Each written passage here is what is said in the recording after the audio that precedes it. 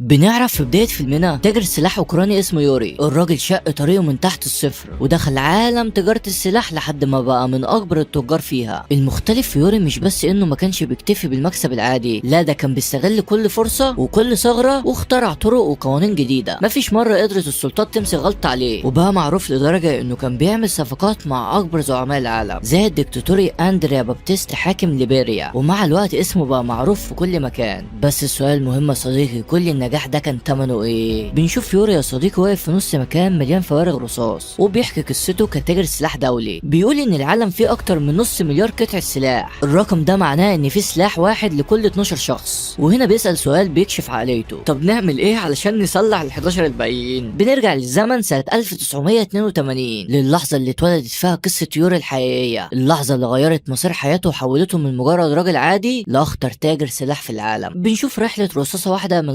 اللحظة اللي غيرت مصير حياته وحولته من مجرد راجل عادي لاخطر تاجر سلاح في العالم. بنشوف رحلة رصاصة واحدة من لحظة صناعتها، بتكون التفاصيل دقيقة، المصنع بعماله، مرحلة الفحص الصارمة، عملية التغليف المحكمة. بعدها بتبدأ رحلة الرصاصة للقارة السمراء لمناطق الحروب في افريقيا. هناك بقى بتتحط في سلاح من نوع كلاشنكوف وبتتضرب في لحظة مأساوية عشان تخش في طفل راس جندي صغير. يوري بيحكي عن ماضيه، عن عيلته اللي هربت من اوكرانيا ومتجهة لامريكا. كانوا مضطرين يدعوا انهم لاجئين يهود علشان يقدروا يدخلوا البلد. فتحوا مطعم صغير وعاشوا منه، بس يوري كان شايف ان تقديم الاكل للناس شيء تافه، نفسه في حاجه اكبر. لحد ما جت اللحظه المصيريه، كان موجود في مطعم قريب لما زعيم عصابه اوكراني دخل وقتل 2 من القتلة المأجورين. المشهد ده فتح عينه على عالم جديد، عالم السلاح والموت، ومن هنا بتبدا رحلته. يوري اللي انبهر تماما بعالم تجاره السلاح بما فيه من قوه وثروه، قرر انه يخش المجال ده بكل قوته. وفي نفس الفتره دي كان قلبه متعلق ببافا فونتين، الموديل الشهير اللي كانت بتظهر على اغلب شاشات من راجل قبله في المعبد اليهودي وباعها لعصابه محليه. نجاح الصفقه ده خلاه يفكر في حاجه اكبر. راح لاخوه فايتالي وعرض عليه يبقى شريكه. فايتالي في الاول رفض وخاف وقال له يا عم لا انا ماليش في الحوارات دي، بس لما شاف حجم الفلوس اللي ممكن يكسبها ما قدرش انه يقاوم. الاخوات سافروا لمعرض السلاح في برلين، وهناك يوري اللي كان لسه مبتدئ حاول يقنع سيميون فايز تاجر السلاح العالمي بفكره جديده، بس الراجل كان شايفه مجرد عيل صغير ملهوش لازمه وقال له روح العب بعيد يا شاطر. لكن القدر كان مخبي ليوري حاجه تانية. بعد حرب لبنان 1982 لقى فرصته الحقيقيه في بيع بنادق الام 16،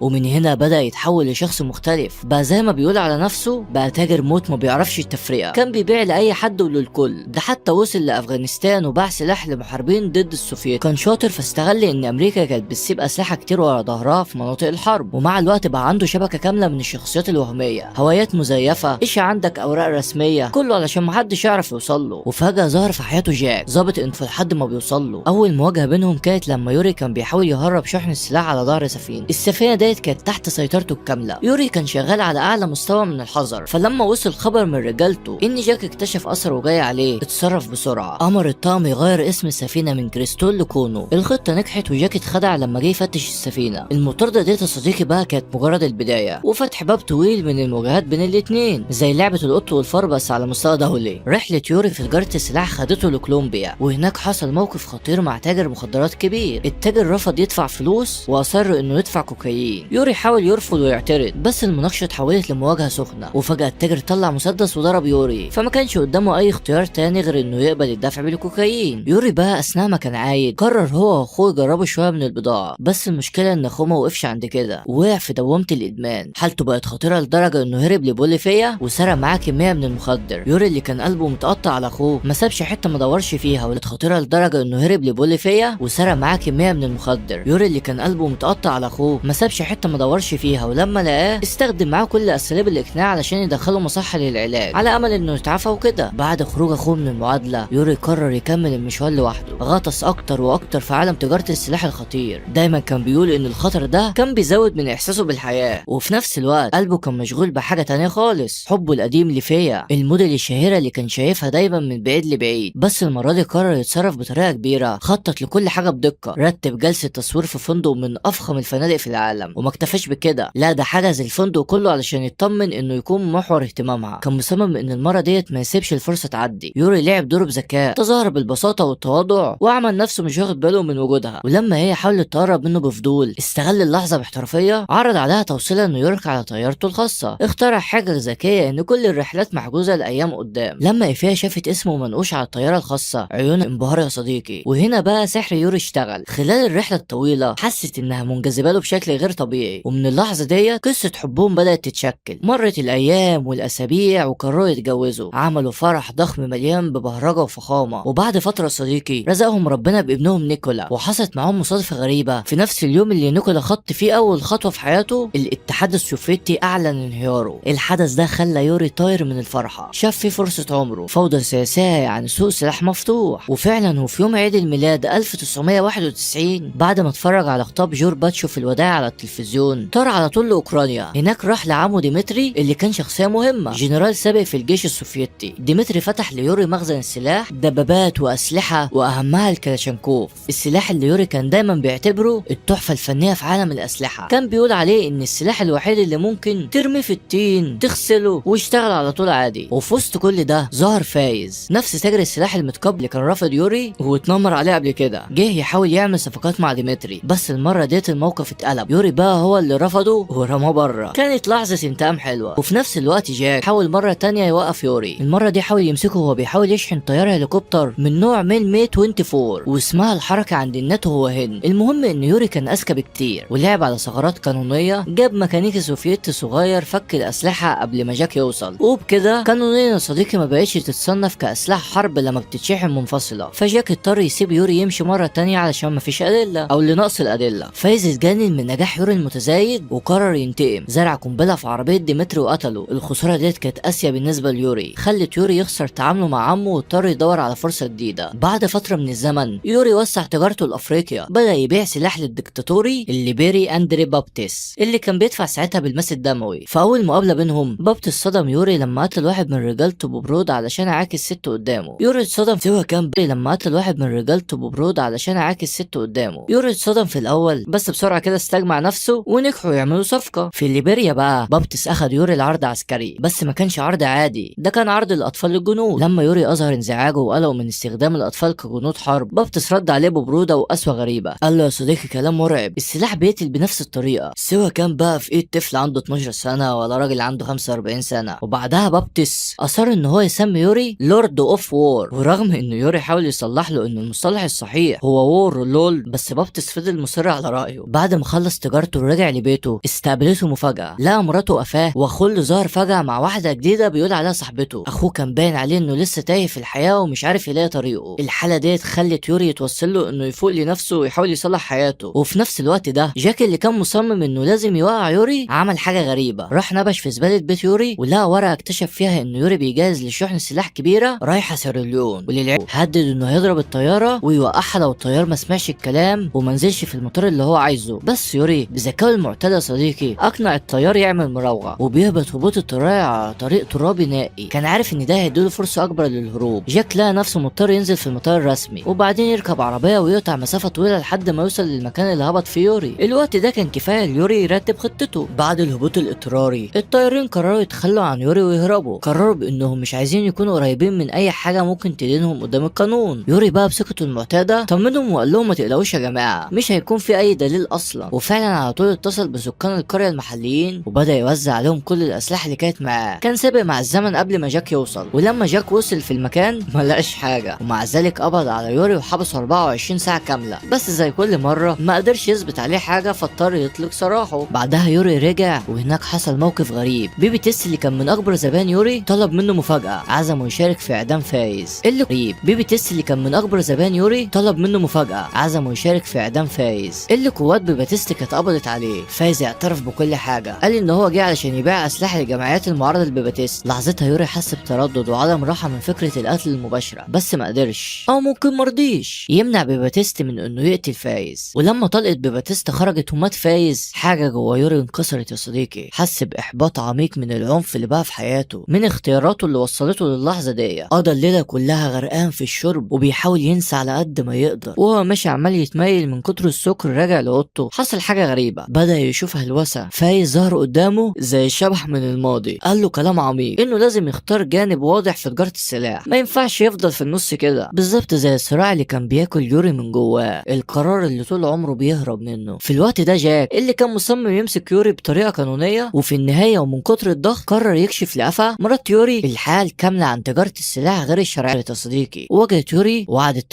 بترجاه يوقف اللي بيعمله. وفعلا يوري قرر يبعد شويه عن تجاره السلاح، حاول يشتغل في تجاره كده على الضيق، هي حاجه قانونيه بس ما كملش. حس ان الارباح قليله والمنافسه شرسه، خصوصا لما قارنها بارباح تجاره السلاح. لكن رجع تاني لتجاره السلاح لما بيبي تيست جاله بعرض مغري ووعده بفلوس اكتر من المعتاد. يوري تردد في الاول بس في الاخر الشيطان غلبه ووافق، وعلشان كان قلقان من الوضع المتقلب في ليبيريا قرر ياخد معاه كل الدعم. بس اكتشفوا ان الصفقه هتتم في سيراليون مش ليبيريا. اثناء الصفقه اخوه شاف منظر بشع، مجموعه بتقتل ست وابنها. المنظر هزه من جوه، اتوصل ليوري يلغي الصفقه. كان خايف ان كل اهل القريه هيتقتلوا لو كملوا، بس يوري شيطانه كان راكبه ورفض يسمع. قال له ديت مش مشكلتنا، وانه لازم يركز في الشغل وبس. فاخوه لما شاف ان مفيش فايده معاه، ولما كان في لحظه يأس وشجاعه قرر ياخد موقف. مسك قنبله يدويه ورماها بكل قوته على اول عربيه محمله بالسلاح، وبدون تردد جري بسرعه ناحيه العربيه التانيه. كان مصمم ان هو يدمرها هي كمان، بس القائد شافه وهو بيجري واثناء ما بيقع على الارض وبيموت بالبطيء بيحضن اخوه يوري اللي كان عاجز عن انقاذه. المفاجاه ان يوري رغم الصدمه والحزن العميق على موت اخوه قرر يكمل صفقه السلاح. وحصل بالظبط اللي اخوه كان خايف منه، القريه كلها اتمسحت من على الخريطه يا صديقي. يوري بعدها رجع للولايات المتحده، شال معاه جثه اخوه وعمل حاجه غريبه، راح لدكتور رخيص ودفع له $20 بس علشان يشيل الرصاصه اللي جوه جثته. كان عايز يتجنب اي شبهات، بس القرار ده كان غلطه كبيره ندم عليها، لان في المطار الامن لقى جزء من الرصاصه لسه موجوده في جسم اخوه، وده كان كافي انهم يقبضوا على يوري. وكانت المصايب الصراحه بتيجي ورا بعض. في نفس التوقيت افا اكتشف السر يوري كانت مليانه بالادله اللي بتثبت انه كذاب ولسه مستمر في تجاره السلاح. الصدمه كانت قويه عليها، ما قدرتش تستحمل، قررت تسيبه وتاخد ابنها معاها. وهو في الحجز يوري حاول يتصل بامه، كان محتاج لاي دعم بس ردها كان قاسي. قالت له بحزن عميق ان ولدها الاتنين ماتوا، كانت قصده موت اخوه وموت انسانيه وضمير يوري. في النهايه وقع يوري في ايد جاك اللي بشر يوري بحكم سجن طويل. اداء عميق ان ولدها الاتنين ماتوا، كانت قصده موت اخوه وموت انسانيه وضمير يوري. في النهايه وقع يوري في ايد جاك اللي بشر يوري بحكم سجن طويل. بس يوري بثقه تامه وابتسامه ساخره رد عليه برد غريب، وقال له ان نفس الاسباب اللي المفروض تخليه يتحبس هي نفس الاسباب اللي هتضمن له خروجه. شرح له انه شر ضروري بيع سلاح لاعداء امريكا، وانه كتير بيخدم المصالح الامريكيه من ورا الستار من غير ما الحكومه تضطر تتورط بشكل مباشر. كان عارف انه كلامه صح وان النظام محتاج ناس زيه. يوري وهو قاعد في الحجز توقع بثقه تامه السيناريو اللي هيحصل. قال لجاك بالحرف هيجي ظباط كتير من الحكومه، هيبارك لك على مجهودك العظيم في القبض عليا، هيخبط على كتفك وبعدها بكل هدوء هيطلب منك تسيبه. هتقول لي ليه؟ هقول لك انا، لانهم عارفين اني مفيد للمصلحه الامريكيه اكتر وانا بره السجن. وزي ما قال يوري بالظبط يا صديقي، ضابط عالي المستوى دخل المكتب مدح شغل جاك ومجهوده الكبير في القضيه، وبعدين بنبره رسميه هاديه امر ان هو يسيبه. فجاك حاول يعترض، حاول يشرح له خطوره القرار،